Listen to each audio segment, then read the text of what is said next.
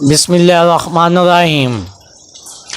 روزمرہ زندگی میں پیش آنے والے مختلف قسم کے رویوں سے متعلق انسانی نفسیات کیا کہتی ہے؟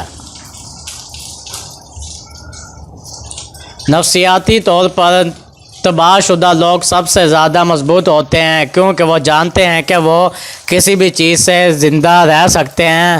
درد دماغ کو مضبوط کرتا ہے۔ مطالعے سے پتہ چلا ہے کہ اگر آپ آئینے کے سامنے بولیں اور خود کو حوصلہ دیں تو آپ ذہنی طور پر مضبوط ہوں گے۔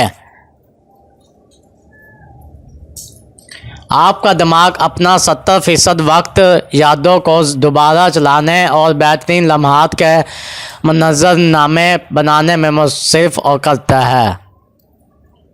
سونے سے پہلے ہمارا 90% دماغ یہ تصور کرنا شروع کر دیتا ہے کہ ہمارے ساتھ کیا ہوگا۔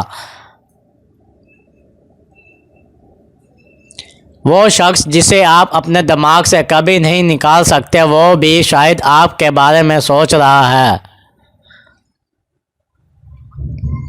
جب ہر چیز آپ کو پریشان کرتی ہے شاید یہ اس بات کی نشاندہی کرتا ہے کہ آپ کس کو یاد کرتے ہیں۔ وہ لوگ دیر سے جاگتے ہیں جن کے نفسیاتی مریض ہونے کا امکان ان لوگوں کے مقابلے میں زیادہ ہوتا ہے جو جلدی جاگتے ہیں۔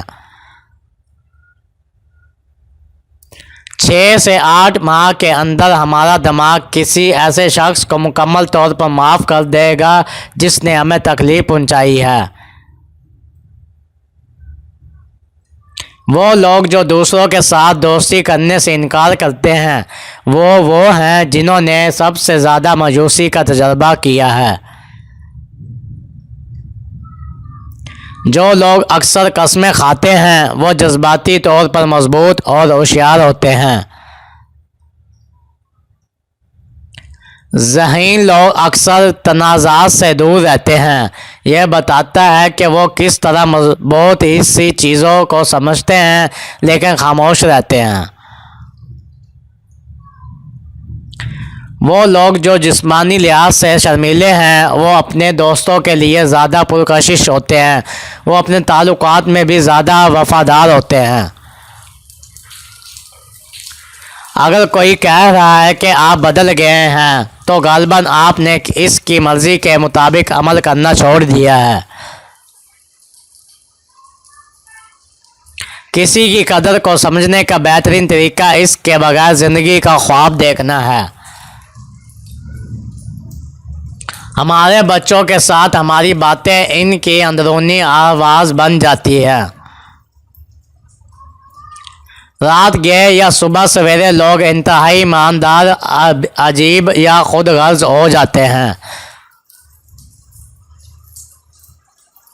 اکثر خاموش رہنے کا مطلب یہ ہے کہ آپ کو نہیں لگتا کہ دوسرا شخص آپ کے خیالات کو سننے کے لیے تیار ہے۔